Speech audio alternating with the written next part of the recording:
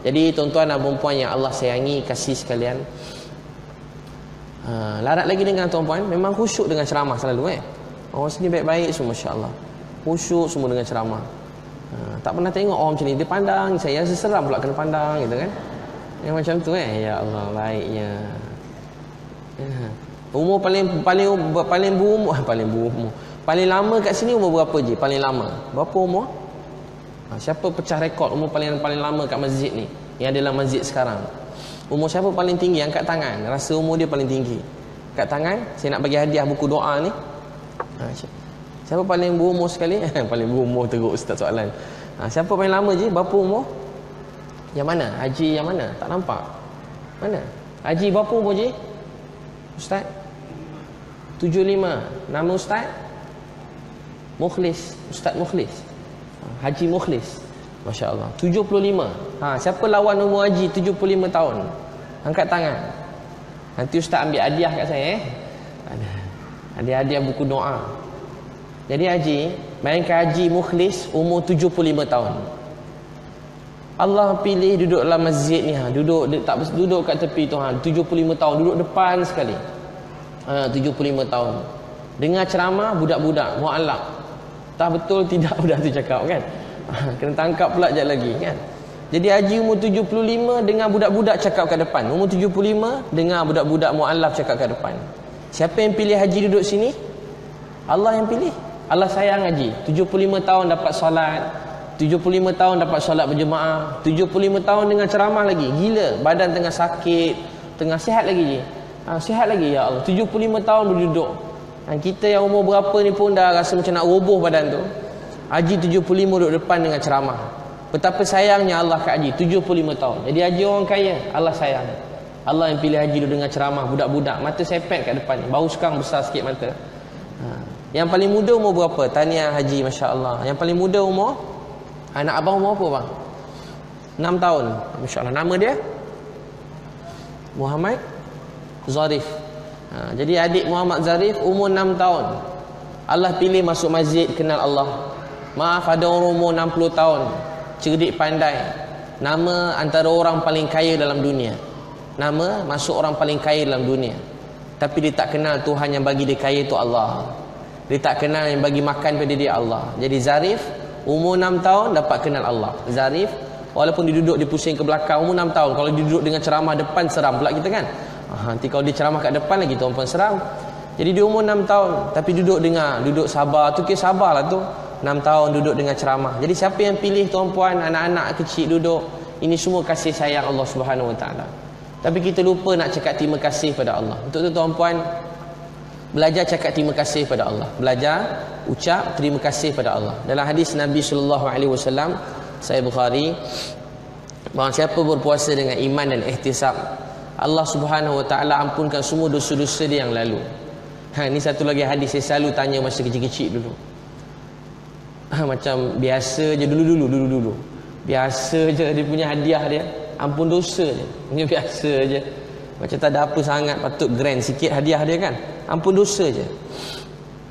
Tapi setelah kita lalui hidup ni, kita tahu tak ada perkara lebih mahal dalam hidup ni daripada keampunan daripada Allah Subhanahu Wa Taala. Keampunan Allah ni perkara yang paling mahal sekali. Allah ampunkan kita, tu perkara yang paling mahal sekali. Saya, mungkin tuan-puan pernah dengar, kalau dah pernah, buat-buat je macam belum. Kalau dah, dengarlah. Saya 2 tahun lepas, saya nak pergi dakwah satu tempat. Saya ada cerita ke Astro Siswo ni. 2 tahun lepas, saya nak pergi dakwah satu tempat. Tiba-tiba masa saya nak pergi dakwah dekat tu, saya ketua jemaah tu, adalah kampung-kampung asli kat situ.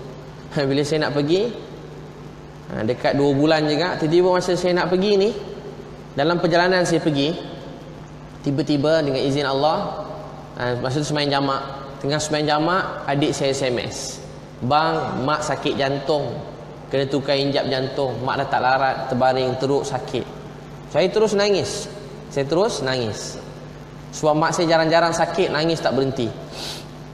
Saya reply, Ebit balik sekarang, Ebit cancelkan program dakwah ni, batalkan balik. Tiba-tiba mak saya telefon. Saya baru reply macam tu, saya dah nangis tak berhenti ni, mak saya telefon. Mak saya dulu maaf, masa saya baca mula-mula sekali dulu pakai skirt seksi, tak bagus sebut, saya sebut juga. Kat rumah penuh gambar mak saya seksi. Lawa mak saya.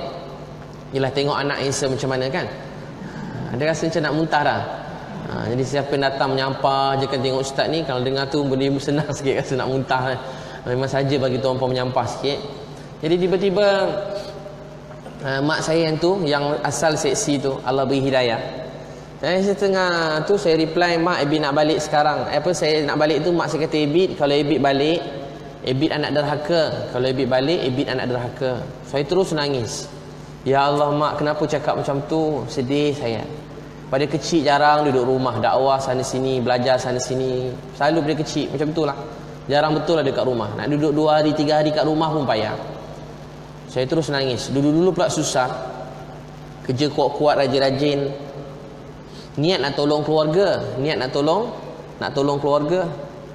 Sekali rupa-rupanya baru senang 3 tahun yang Allah beri rezeki, 2 tahun tu mak saya sakit masa tu. Saya pun reply, saya cakap dengan mak saya, mak Ibi nak balik jaga mak.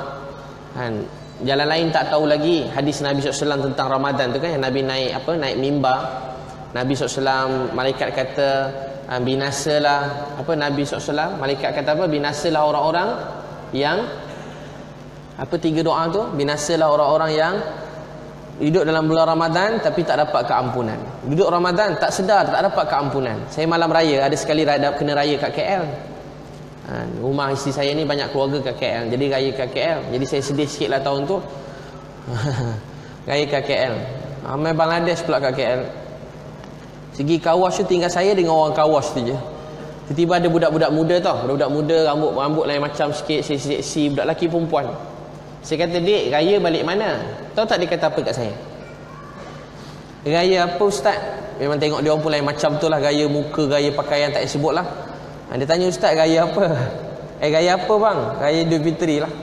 Kawan dia kata, "Dah puasa ke?" Dia kata apa? "Dah puasa ke?" Dah puasa. Dia tak perasan puasa ke tak puasa, dia tak tahu. Ada orang macam tu. Banyak kalau malam kalau kita dakwah-dakwah kat Padang Bandar tu, dia tak perasan puasa dah habis ke, dah mula puasa ke, tengah puasa ke, tarawih ke tak tarawih, tak ada apa untuk dia. Dia tak tahu pun. Ada orang tak sedar pun datang bulan Ramadan. Ramadan tak Ramadan sama je. Dosa jalan, maksiat teruskan, masjid tak pergi, terus macam tu. Jadi sahabat sekalian, doa yang kedua, dia kata orang yang ada mak, ayah tapi tak jadi sebab untuk dia masuk syurga. Doa tu sama, 3 doa.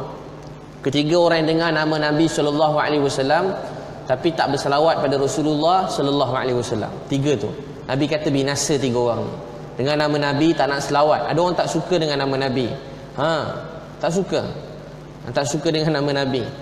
Tak selawat pun dah binasa. Tak suka tak tahulah. Kedua, orang yang ada mak ayah tapi tak jaga mak ayah dia, tak jadi sebab untuk masuk syurga. Ada mak ayah bergaduh, tak nak hemat mak ayah. Dan satu lagi, orang yang hidup bulan Ramadan tapi tak berubah, tak bertambah baik. Jadi masa tu saya cakap, mak, Ibi nak jaga mak. Jalan lain tak tahu lagi. Mudah-mudahan hemat mak ni Allah maafkan Ibi. Mak saya kata, Ibi, kalau Ibi balik, Ibi anak derhaka. Mak, janganlah cakap macam tu, saya dah nangis dah. Ibi nak jaga mak, nak mandikan mak, nak tukar pampers mak, nak lap air mata mak, nak lap darah mak. Mak saya kata kat saya, Ibi, dulu keluarga kita dalam longkang tak kenal Tuhan. Allah beri keluarga kita dapat kenal dia.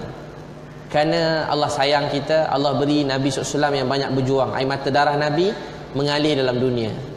Kalau mak menangis, ada 10 adik-beradik engkau betul lap air mata mak. Kalau mak sakit, nitik darah, ada 10 orang bang kakak engkau boleh lap darah mak. Mak nak tanya ke Ibi. Tapi kalau air mata darah Nabi SAW menitik dalam dunia ni, siapa nak lap? Saya tanya tuan-puan, pernah tak tuan-puan sekali dalam hidup ni, selama hidup tuan-puan, pernah tak sekali tengah malam tuan-puan bangun, tuan-puan duduk, nangis teresak-esak, ingat ada seorang lelaki yang pernah berjuang untuk kita, sungguh-sungguh habis-habisan, tapi apa telah jadi pada agama kita hari ni? Apa dah jadi pada agama kita hari ni? Dulu dunia ni tak ada kasih sayang, datang Islam penuh kasih sayang. Dulu dunia ni penuh dengan macam-macam benda buruk. Datangnya Islam semuanya berubah. Sekarang kalau tuan-puan nak tahu, antara orang yang tak tenang dalam dunia juga orang Islam. yang kurang tenang dalam dunia. Dalam keluarga orang Islam dah kurang tenang, bergaduh siang malam tak ada tenang. Orang Islam sama orang Islam pun sama. Lah tak ada dah, tak nampak dah mana-mana orang baik. Yang baik saya, semua orang dalam dunia jahat. Dulu orang Islam tak macam tu. Dulu orang Islam ni dia sayang semua orang. Dulu orang Islam nampak orang jahat nangis, tengah malam tak boleh tidur. Satu orang mati tanpa Islam, orang Islam dulu nangis.